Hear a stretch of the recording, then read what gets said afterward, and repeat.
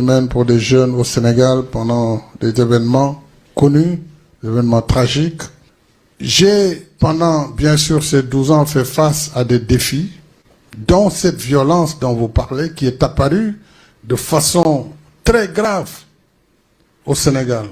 Et les faits sont là. Et les gens, ils savent ce qui s'est passé.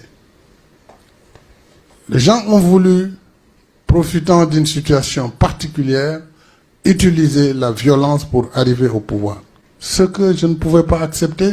en tant que président de la République, parce que j'ai prêté serment de défendre les institutions de la République, de défendre la démocratie. Et l'État a l'obligation de défendre ses citoyens dans tous les pays du monde. jërëjëf Régis Boury dafa mel ni kii di Macky Sall dafa soofantal li nga xamante ne mooy histoire daanaka li amoon ci atum 2021 jëm 2024 dafa mel ni yëf yi daal moom taxu koo jàpp noonu. pour man sax dama jàpp ni xam na li xew mais dafa nekk ci dynamique gu comme ñenn ci ay ñooñam la ñu nekk ànd ceeg seen i nit ànd ceeg ba ci même des médias parce que depuis quelque temps da ngay gis ni y a des médias qui s'activent dans la manipulation, qui s'activent dans la falsification de l'histoire maanaam li fi xew mu des événements récents yoo xamante ni bërki démb vraiment ay situation yoo xamante ni nii vraiment mi ngi suñuy xel ba tey ay nit toog jëmmi jamono dañ koy soppi donc Macky Sall ci logique boobu la nekk qui connaît la personne qui connaît les moyens yi mu am qui connaît moom objectif bi mu fixé wu muy revenir au pouvoir le plus tôt possible da ngay gis ni loolu ñu ngi ko bëgg a jaarale par la manipulation et je pense que nous comme li Pape Samba di wax rek on est des médias yi nga xamante ne nii pour bañ a yem suñu bopp mais bari na ci yoo xam ni ci situation yu ni mel surtout ñu nekk des témoins damay wax ni ñun on a décidé de porter le lu ñu koy waxee le slogan de médias de la révolution et médias de la révolution boobu noonu à chaque fois qu'il y a manipulation qu'il y a une tentative de falsifier l'histoire soppi li fi xewoon ci ay faits dañuy ñëw rétablir la vérité Macky Sall dafa ñëw bii mi ngi janoog ay ONG bitim réew mu am ak ñoom waxtaan ñu koy laaj muy tontu ñu laaj ko bii parce que laaj nañ ko ci biir góor jigéen yi boobu dinañ ci ñëw ak réponse bi mu ci joxe mais en ce qui concerne les événements yi fi xew ak li ñu koy tuumaal parce que ñëpp xam nañ ni mi ngi dem di postuler pour nekk secrétaire général de l'ONU mais ci casquette un candidat avec un passé boo xamante ni loxoom dafa takk deret un passé criminel li mu ko layalee nag mooy moom dafa nekkoon ci stratégie de riposte c'est-à-dire que de 2021 man fa laay tàmbalee sax am fu ma yem Pape Samba am na ci yeneen xóotal yi mu ci def ay nit ñoo jóg depuis 2021 pour jël le pouvoir par doole c'est-à-dire que bañ a dem élection mais ne dañuy activer ay nit pour dem daaneel pouvoir bi dem jël ko ci doole sans ñu dem ci urne yi loolu nag mun nga ko wax tubaab yi mais ñun ñi fekkee yaakaar naa taarix bi kenn mënu koo soppi dañ ne les événements de 2021 à 2024 événements yi lan moo ko waral un président boo xam ni dafa falu di xalaat non seulement deuxième mandat mais di xalaat troisième mandat mais ci perspective yooyu noonu nangu ci am benn candidat boo xamante ni bu dëgër la 2019 y avait Karim Wade y avait Khalifa Sall yooyu c'était des cas yoo xam ne dañ ko régler ak ni mu ko régler Karim Wade mënoo ne da nga koy topp pour alalu réew mi organiser li nga xam ne moo ko libéré te ba tey sénégalais xamuñ lan moo tax ngeen libéré ko pourquoi yow nañ la libéré mais na nga toog bitim réew waaye bul dëgg sa tànk ci réew mi loolu c'est politique Khalifa Sall gis nañ la ca topp tout est parti d'un rapport boo xamante nii le rapport a seulement donné des recommandations nga jël recommandations yi noonu soppi ko des poursuites tere ko nekk candidat bi nga defee loolu Ousmane Sonko tëll nga ne nañu tollanti waat la même stratégie les mêmes méthodes nit ki itam bu mu nekk candidat Pape Samba dafa souligner l'affaire Tullow Oil ñi ngi ko tàmbalee ci l'affaire Tullow Oil bi ñu demee fay un média ghanéen mu publier l'information ne Ousmane Sonko dañ ko jox wala boog dafa am déggoo gu dox digganteem ak Tullow Oil et y a l'observateur qui reprend c'est-à-dire que manipulation yi moo tax ay nit bu ñu bëggee sàgg seen bopp tey li Macky Sall doon suuxat pour bañ am candidat ñoom média yooyu noonu ñoo ko ci jàppale woon ci bi mu koy tàmbali média bi ci lañ ko jëlee ne Sonko en mauvaise posture fii lañ tàmbalee la manipulation pour liquider un candidat élection 2019 jot nit ki dem finir troisième daanaka multiplier par n fois li mu amoon ci bi muy njëkk a nekk candidat en 2017 pour dem assemblée nationale. Y avait à cette époque un journaliste bu dem ci plateau yëpp ne dem na sax ci ay sëriñ ne leen kii il sera un candidat très sérieux nañ ko xeex. La diabolisation une campagne de diabolisation ànd ceeg ay médias am ay journalistes am ñu dem ba 2021 diggante février mars 2021 ñu xëy tuumaal nit viol muy Ousmane Sonko nit ñi xamuñu tuuma la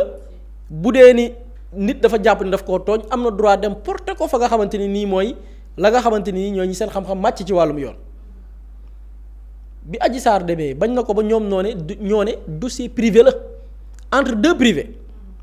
bi Adji Sarr demee porter plainte viol ñëpp xam nañ ni nit kuy sàkku ngir ñu topp nit ci viol y a un rapport médical chaque jour ñu rappelé ko bu koy attesté nit du tëb rek accuser nit viol bi ñu demee Adji Sarr y a la gendarmerie déglu nañ ko section de recherche Adji Sarr dafa ne parce que nee na mbir yi mi ngi xew le 2 février ci biir audition yi bi ñu ko dégloo dañ ko laaj yow li nga ne dañ laa sàkk ki la ko def ñaata yoon la ko def mu ne def na ma ko le 21 janvier def na ma ko le 31 décembre def na ma ko le 11 janvier def na ma ko le 2 février bu ñu jëlee ci loolu après 2 février boobu ci lañ dem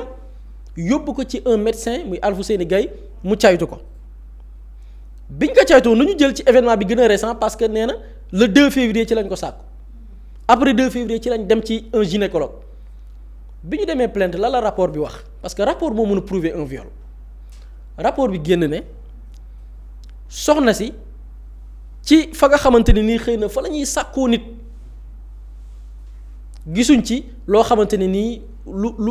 fu dara jaar la pour rafetal wax ji maanaam moment bi mu wax ni dañ koo sàkku maanaam heure yi mujj parce que mi ngi ko ñu ngi ko caytu le 3 février mais heure yi mu wax ni dañ koo sàkku foofu fa ñuy sàkkoo nit wala jigéen foofu noonu gisuñ fa loo xamante ni am na lenn loo xamante ni am na lu fa jaar mais docteur bi yamul ci loolu Adji Sarr dafa ne biñ ko jëkkee sàkku yàggul le 31 décembre la muy bu nee 31 décembre mooy atum 2020 21 janvier c'est-à-dire ci diiru ñaari weer gynécologue bi ne bu ñu xoolee moom mu ne boo foofu la xamee góor gynécologue bi ne pourtant gannaaw caytu yi ñu ne déchirure ancienne de l'hymen maanaam kii bi mu ñàkkee ndaam mu ne su koo xayma ci ay weer yu mujj mu ne su koo xayma ci ay fan yu mujj mais yàgg na c'est-à-dire que depuis loolu mën nga ko xayma xëy na depuis plusieurs années ñu gis ni amul lenn lu mën a prouver que ni ndaw si waxtu bi mu wax ni dañ koo sàkk viol am na c'est-à-dire que dossier Adji Sarr foofu la jeexee woon un président responsable qui a tous les renseignements dama ni Ousmane Sonko bi Adji Sarr demee porter plainte ci jour bi Macky Sall jot na l'information soit jot na ko bi plainte bi amee wala mu xam ko avant plainte di am maanaam bañ koy concocter di ko tëgg ñaar yooyu xam na ci benn autrement dit maanaam loolu lu muy tekki mooy il avait la possibilité gis ni lii mascarade la mën naa yóbbu réew mi ci fitna mu arrêté ko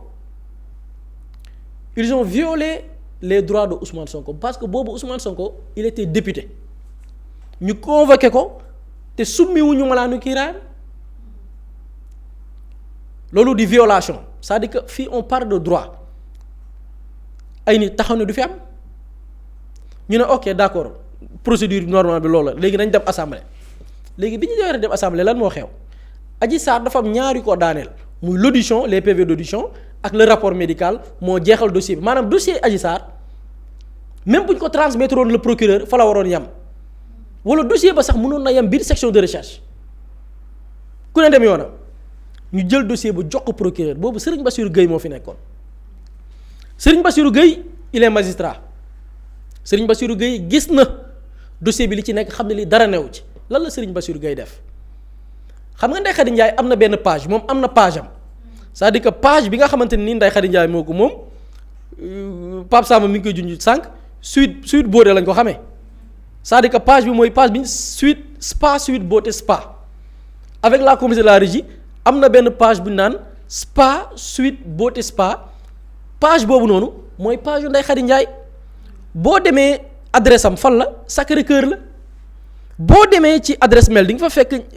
Katou Ndiaye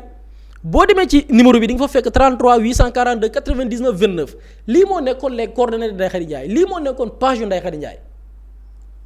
Serigne Bassirou Gueye xool PV d'audition yi xool rapport médical amul lu mu ci wax mu dem ci beneen page Facebook ay jigéen yu jaay seen bopp page boo comme que dégg na fële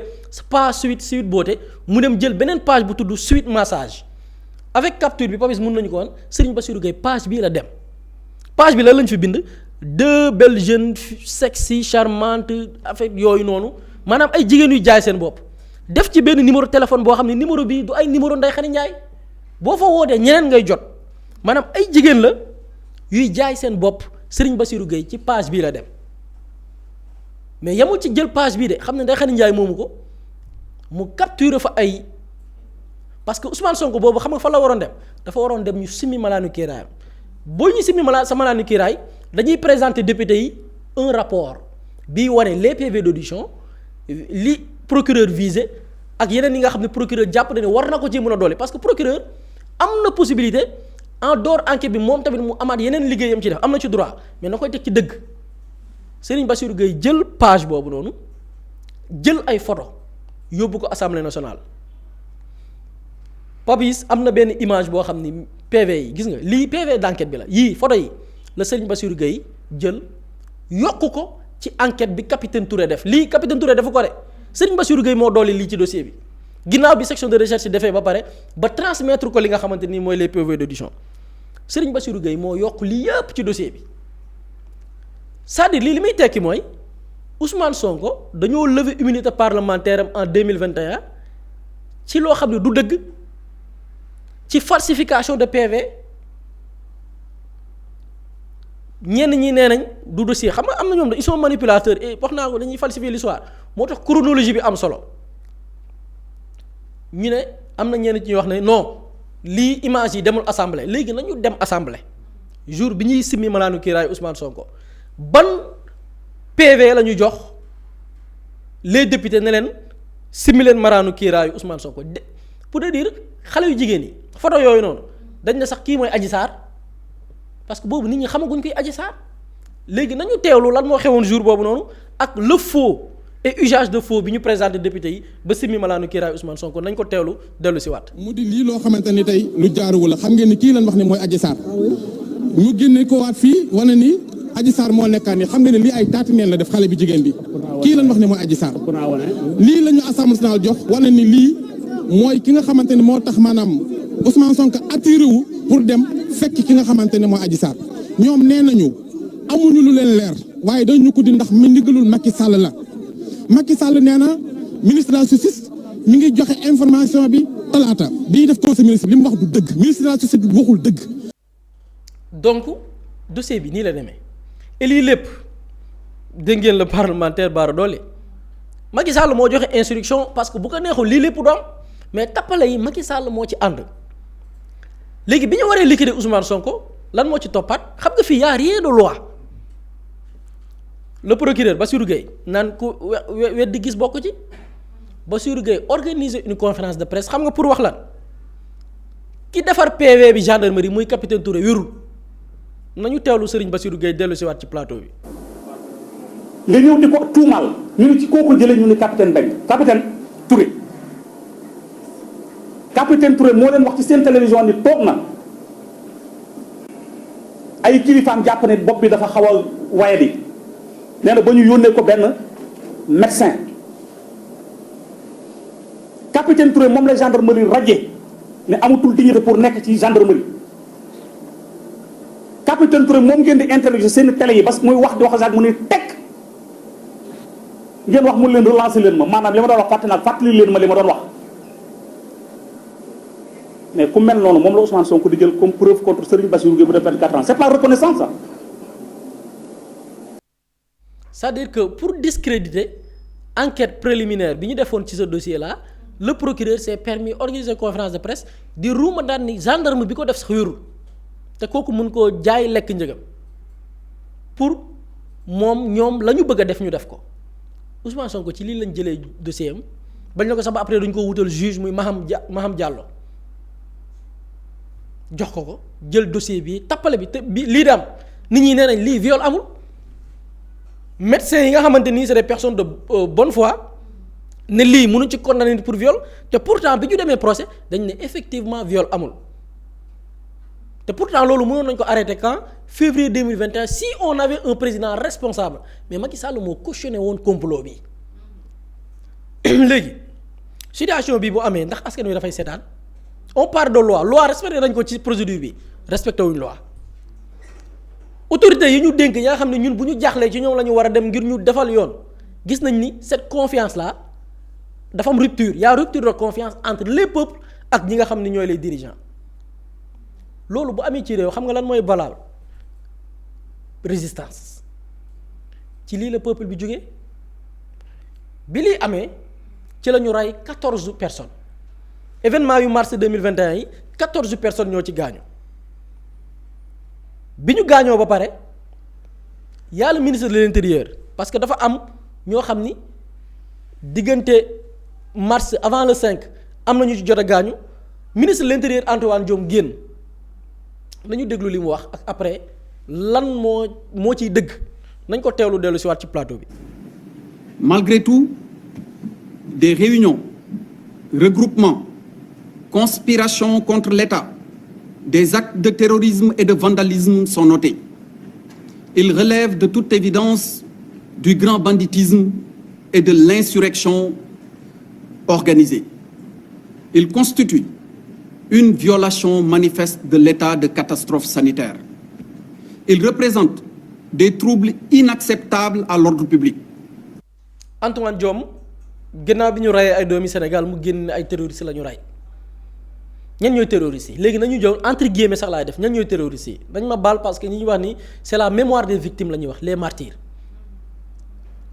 14 personnes dee nañ ci avec la communauté de la régie nan la ñuy wooyee nan la Antoine Diome di wax terroristes yi on est en 2021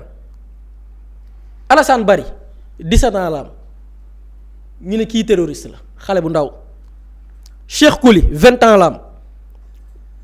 bal ñu ne kii mooy terroriste bi Baye Cheikh Diop mécanicien la dafa wàcc liggéey ba wàcc ci lañ ko dóoree bal Cheikhouna Ndiaye 22 ans ñu ne kii terroriste la Pape Sidi Mbaye Alassane Bari Mansour Thiam Famara Goudiaby 19 ans mais ki ci gën a nekk xale di Bounama Silla Sagna xale bi am 14 ans Antoine Diome nee na ñii ñooy terroristes yi léegi ñu xool terroristes yi astafurlah ñi ñu tuumaal terroriste ñan la ay étudiants ay élèves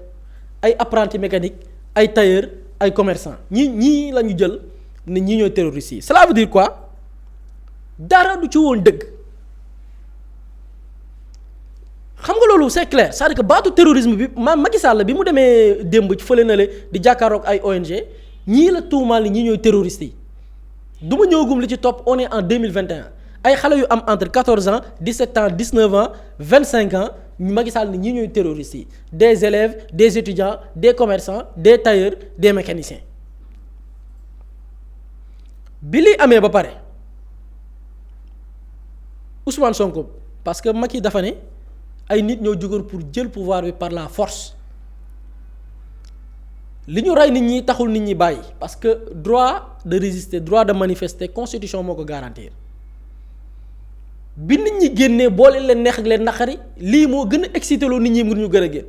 parce que mënoo leen tëgg ay mbir ci ay sos ci ay nar ci lu dul dëgg complot andi ceeg ay juge andi ceeg magistrat ngeen ne sénégalais yi ñoom nañu toog tekkaaral man Macky Sall maa leen di tànnal ki leen war a jiite par force ku ma neexul du bokk ñu ne peuple bi c'est-à-dire Macky Sall veut nous dire loolu mu bëggoon moom en 2021 nit ñi dañoo waroon toog seeni kër croiser les bras bàyyi ko mu éliminer ku ko neex yóotu troisième mandat au calme bi peuple bi meree génn ne lii kat mooy daj dëpp gi Macky Sall atteindre na le sommet pression bi bari lool takk der yi seen doole néew c'est-à-dire que kenn amatul woon possibilité contenir les sénégalais yi génnoon ci mbedd mi mot d'ordre bi xam nga loolu lan la jamono ji au palais te takk der yi taxawoon mënuñu woon téye le peuple dans tous les quartiers de Dakar dans toutes les régions du Sénégal jeunes yi génn ne Macky wàcc rek mbaa dee parce que atteindre na le sommet ci ay caaxaan Macky rey ci 14 personnes nee nañ xale bi am 14 ans moom terroriste la xale bi am 17 ans terroriste la bi liy amee bu peuple bi de réussir loolu kan moo ci ñàkk Macky kan lay profiter ki nga xamante ni bi ñu ko bëggee faagaagal gannaaw Karim gannaaw Khalifa Sall la mu am ci soutien populaire ñooñu sax amuñu ko c'est-à-dire que Ousmane Sonko était dans des conditions favorables bu supposons bu nguuru Macky Sall nërmeelu woon ñu organiser ay élections anticipées il était en pole position pour jël réew mi léegi nit kooku période boobu noonu bi pression bi baree si lañ ko libéré c'est-à-dire que le peuple a mis la pression parce que boobu bi may wax ni tappale yi ma lim nii ak Bassirou Gueye li mu def jàpp nañ ci Ousmane Sonko peuple bi génn ci lañ ko soog a libéré le 8 mars Ousmane Sonko bi ñu koy libéré taxul peuple bi bàyyi peuple bi dañu génn ne donte libéré nañ ko mais dañuy taxaw xeex Macky Sall dafi jóge bi loolu amee Ousmane Sonko mi ngi woon ci donkaa sigéem c'est-à-dire que fa réew mi nar a jëm après mi ngi doon dépendre ci benn mot d'ordre muy kàddoom lan la Ousmane Sonko yëkkati woon ba su 8 mars nañ ko teelu dellu si waat nañu déglante bu baax a baax a baax parce que loo gis rek tey ak dal daf cee baax benn bu kenn dem pale génne Macky Sall ne day wàcc par force parce que loolu baaxul ci démocratie fi mu mën a jëme réew mi du baax moom bu xoolee boppam ba xam ni amatul légitimité pour jiite Sénégal mu ne jóg naa man démissionné na askan bi yëpp jóg tàccu ñu préparer suñu élection anticipée ñi war a dem jàmmarlu waaye bu ko deful nañu ko gunge ba mandaam jeex waaye bu kenn dem ne dañu koy wàcce. discours bii la Ousmane Sonko yëkkati le 8 mars Macky Sall démb nee na kii moo jógoon depuis mars 2021 pour jël pouvoir par la force maa nga doon junj benn jour bi Ousmane Sonko di wax lii peuple baa ngi ci biti di yuux moo d'ordre bu ko joxe woon Macky Sall dootul fanaan pare tey bu ñu bëggee jaay ni kii moo bëggoon jël pouvoir par la force du dëgg les faits sont têtus tout est documenté illustré avec des vidéos des témoignages Ousmane Sonko teni discours bi ñëpp na gannaaw ay jàmm c'est-à-dire que Macky Sall avait la possibilité ci ngoonu 8 mars mu fay dossier bi parce que Ousmane Sonko génn na wax nit ñi ne nag Macky lu muy wax moom Macky na ñëwaat comme que Sonko ñëw na seddal mbir yi Macky Sall na ñëw seddal mbir yi coolu jeex ci même jour bi 8 mars Macky Sall def une déclaration nañ ko teelu dellu si waat maa ngi wax ak yéen ndaw réew mi di leen xamal ni dégg naa bu baax seen yuuxu dégg naa bu baax seen mer ndax xam naa ni chômage bi metti na xam naa ni it seen xalaat yépp mooy noo leen di def ba tekki noo leen di def ba jàppale seen njaboot jàppale seen réew noo leen di def ba am xëy ndax ndaw boo gis bëgg na tekki jàppale boppam jàppale njabootam waaye jàppale réewam loolu nag moo waral ma bëgg ginnaaw li fi weesu yépp xamal leen ne dinaa def doxalin bu bees ci gouvernement bi ak budget bi ni ñu ko doon doxalee ndax tabax naam ay yoon ay autoroute yépp am na solo tabax yi bërëbu fajukaay bërëbu jàngale am na solo waaye war nañu toppatoowaat lu ëpp liñ doon def ndaw ñi loolu jàngat la boo xam ne ala kuliyaalin danañu indi doxalin yu bees ci loolu. lii mooy kàddu l'ancien président Macky Sall ñëpp jàppoon ni gannaaw ay léegi jàmm c'est-à-dire que après li xam nga période bii muy wax lii y avait 14 morts 14 morts yooyu mënoon na fa yem lan moo ci topp ndeke lii mu doon wax yëpp dara du ci dëgg gëmu ko woon c'est-à-dire que discours la woon pour bluffer Sénégalais yi pour préparer wu à l'avance pour dalaat seen kaw et boobu après il a donné les signaux kan la donné les signaux bi muy wax li c'était en mars weer bi dee avril mu amoon benn sommet bu doon am ou bien am ndaje ca Diamniadio Macky Sall amaat beneen xar kanam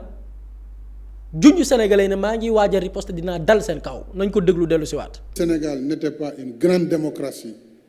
croyez-moi, le bilan aurait été catastrophique. réew mu am démocratie rek moo mun a tolérer li xew fii am na réew yoo xam ne citoyen xalam ñemewul xalaat ne di nga dem di attaque gendarmerie fa la arme yi nekk nga dem di ko attaque tribunal nga dem di attaque di yàq di taal këru jàmbur yi comme ça gratuitement mais loolu jàll na mais loolu mënatul am.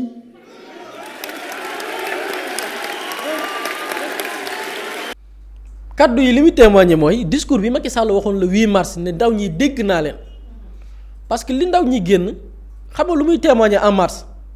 désespoir bu ñu amoon gis un leader bu leen jaay discours boo xam ni tax nañu amaat yaakaar seen réew bëgg politique taxaw pour soutenir ko mu ne man dégg naa loolu ñëw avril xam nga la wax bu ñu nekk woon ci dëkku démocratie 14 morts yi dina ko sax gën a dina gën a yokk. xale yi ñu rey te ñu am 14 ans 17 ans 25 ans mu ne bu ñu nekkul woon sax ci démocratie moor yi day gën a bari maanaam ña dee sax dafa ndaw waaye ñu bari waroon nañ gën a dee la ca topp mooy il a préparé pour réprimer les Sénégalais c'est-à-dire que campagne de liquidation bi mu nasoon bàyyiwu ko woon au mois d'avril mi ngi nekkaat di ci réfléchiraat te loolu dafa laaj lan ay moyens laaj ay pexe. laaj lépp loo xamante ni nii la volonté populaire Macky Sall xam nga xëy la ñàkk le pouvoir mars 2021 la Macky Sall ñàkk le pouvoir bi peuple bi génnee Macky taxaw ne cette volonté populaire du ma ci ànd du ma ko nangu du fi amee la ma bëgg mooy am ki ngeen tànn du fi nekkee candidat dinaa ko xañ préparation boobu nag ak la suite du ma ci sori damay bàyyi Pape Samba dikk ci. jërëjëf bu di am na solo par rapport à la suite Pape Samba ak li fi jot am yépp ci atum 2021 jëm 2024 te ki ko waaraloon wala ki nga xamante ne loo xam laa leen si daanaka mu raxas na ko moom set. effectivement parce que démb gis nañ rencontre bi mu doon def à New York dans une tentative de sangat deram parce que noonu lañ ko mën a jàppee et gis naa ñu bëri sax ñoo xamante ne maanaam li Macky Sall wax da leen a métti c'est-à-dire que ñoom. Ils sont surpris quoi par le discours de Macky Sall man ma jàpp ni loolu ñàkk xam Macky Sall la mooy tax Macky Sall li mu wax noonu mu bett la parce que qui connaît la lâcheté de l'homme ku xam maanaam genre nit ki mu nekk da ngay xam ni lii nii rek la mënoon waxee c'est-à-dire que Macky Sall il nous dit que Sénégal dafa amoon ay terroristes yoo xamante ni il voulait prendre le pouvoir par la rue loolu la Macky Sall wax moo tax chronologie wu buri bi am solo mars 2021 am ay échauffourées ay émeutes am ci 14 personnes yu décédé Macky Sall ne ndaw ñi dégg naa leen mu dem ci ndaje boobu en juin avril Macky Sall ne li xew dootul xewaat lii dootu fi amati donc mars avril bu ñu delloo après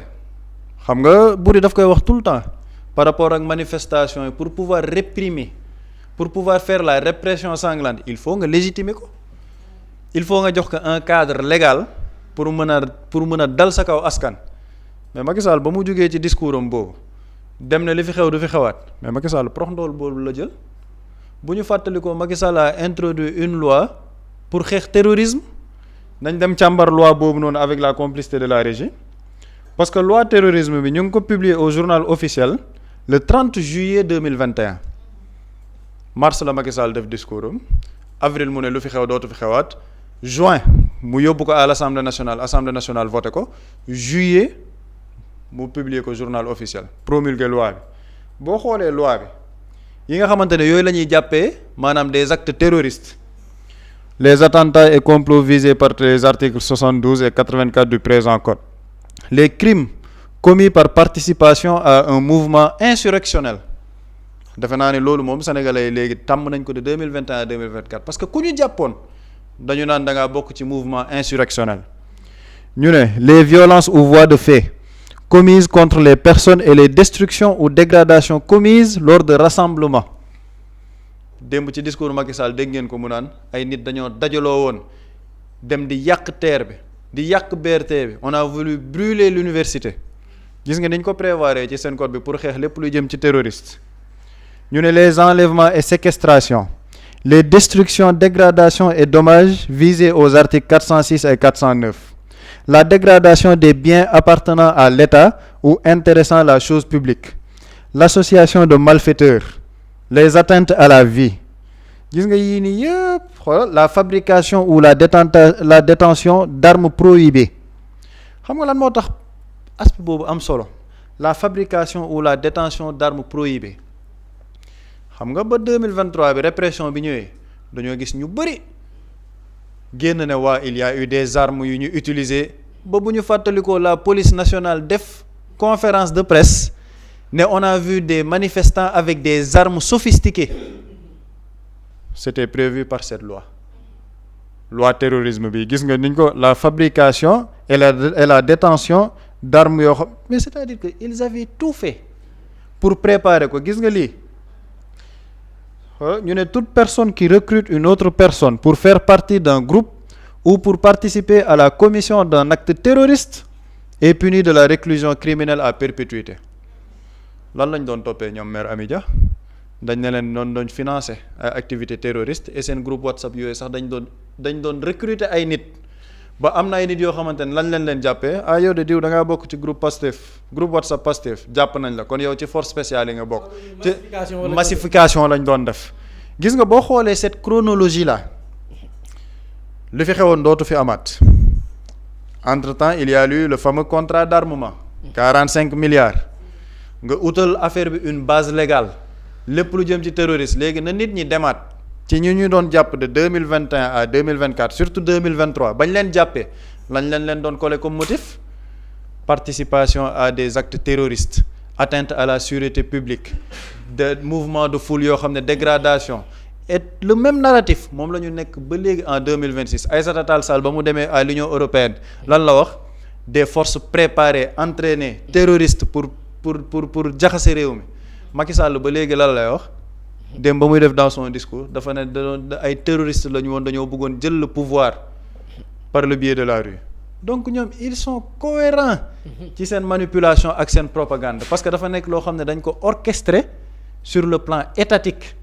Lan moo tax ñu def loi bi parce que Buri daf koy wax tout le temps bu ñu ne ay terroristes dugg nañ ci biir réew mi dañu naan kon FDS yi am nañ droit rey leen parce que les terroristes dañ leen a war a rey parce que sinon dañuy def ay ñaawteef ci biir réew mi léegi ñoom nag ñu préparer loolu noonu yëpp. Mais ce que Macky Sall oublie de dire mooy ba muy wax ci affaire terrorisme beeg yooyu mais dans le même sillage on a vu des nervis de l'APR dugg ci siège u APR yore seeni pick-up di wër les rues de Dakar di torturer ay nit ça on l'a vu ñu dund ko fii au Sénégal ba pare loolu noonu yépp nag ci lan la aboutir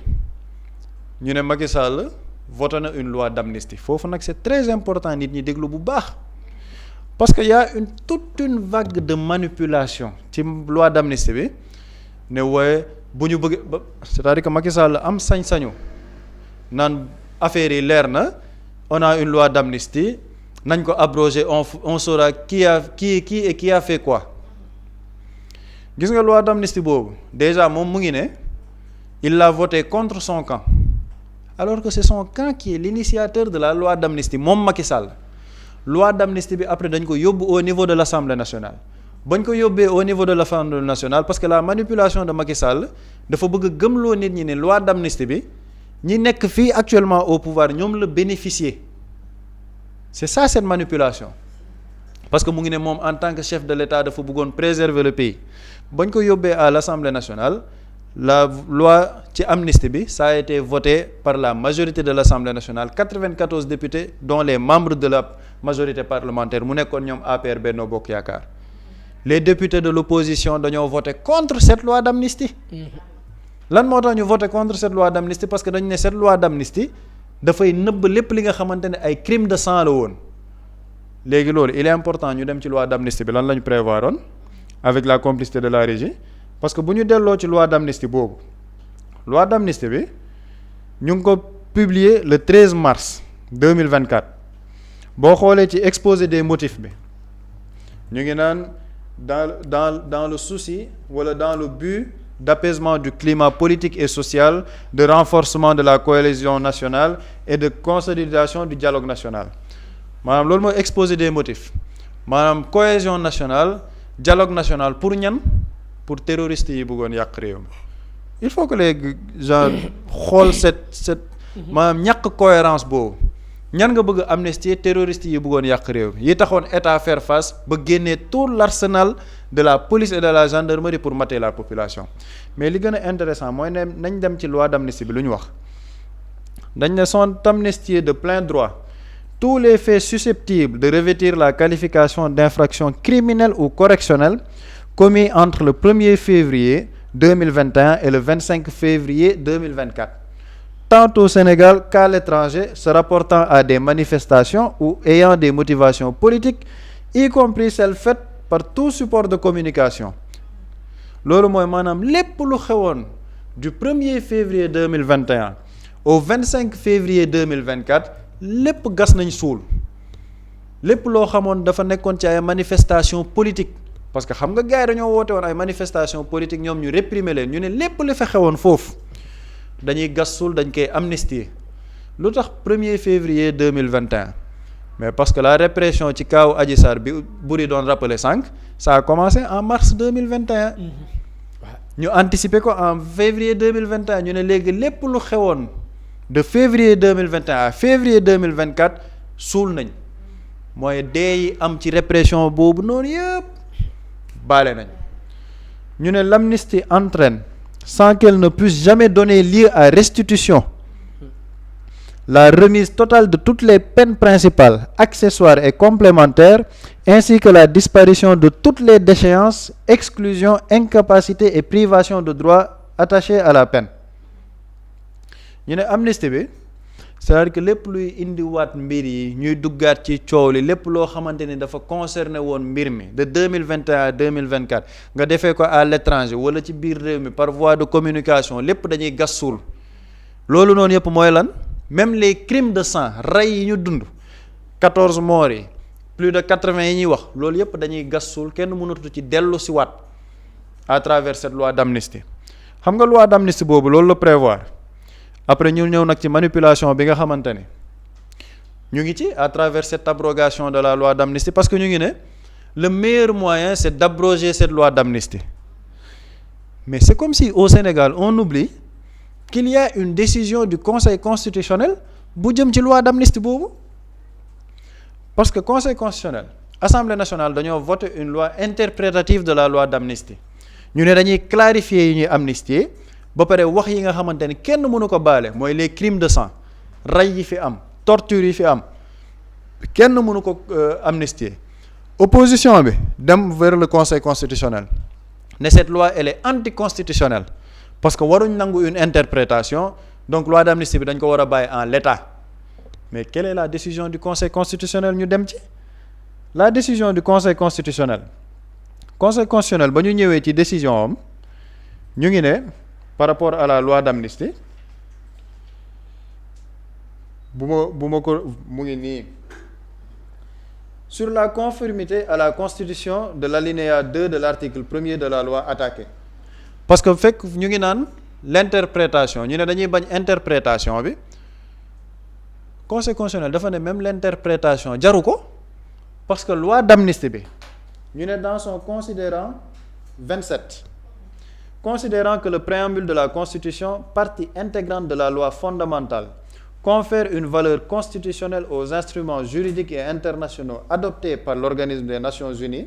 et l'Organisation de l'Unité africaine, que ces instruments déclarent imprescriptibles et donc non susceptibles d'amnistie les faits tenus pour crimes d'après les règles du droit international. Mais Conseil constitutionnel ñoo wax li ci considérant 27 ñu ne Sénégal dafa ratifier ay chartes yoo xamante ni même suñu préambule constitution dañu ne charte yooyu ñu ratifier au niveau international dafa déclarer imprescriptible li nga xamante ni moo ngi ci biir loi d'amnistie boobu donc cette loi d'amnistie ne peut pas prendre en compte lépp luy jëm ci crime lépp luy jëm ci cas de torture ak crime de sang yi ñu doon wax donc même s'il y a une loi d'amnistie lépp lu jëmoon ci rey yi lépp lu jëmoon ci torture yi lépp lu jëmoon ci meurtre yi justice mën na ci am wàll parce que la constitution le prévoit considérant 27 bi loolu la wax ñu dem ci considérant 28 bi ñu ne considérant d'une part qu'en vertu de l'alinéa 3 de l'article 9 de la Constitution, le principe de la non-rétroactivité des lois pénales plus sévères ne fait pas obstacle à la poursuite des faits tenus pour criminels d'après les règles du droit international. Parce que député yi dañoo newoon bu ñu delluwaatee ci loi bi dafay nekk une loi pénale plus sévère mu ne le principe de la non-rétroactivité des lois prendrewul en compte lépp li nga xamante ni dafay jëm ci ay faits criminels conformément au droit international. Mais lii c'est une décision du Conseil constitutionnel boo xamante ni dañ ko génnee en réponse à la loi interprétative bi nga xamante ni Pastef dañ ko dugal pour wax ni lépp lu jëm ci crime yi kenn mënu ko fàtte kenn mënu ko suul parce que justice am na ci wàll. waa léegi nag foofu la débat bi nekk mooy si Macky Sall a la prétention toog à New York wax li mu wax ci loi d'amnistie bi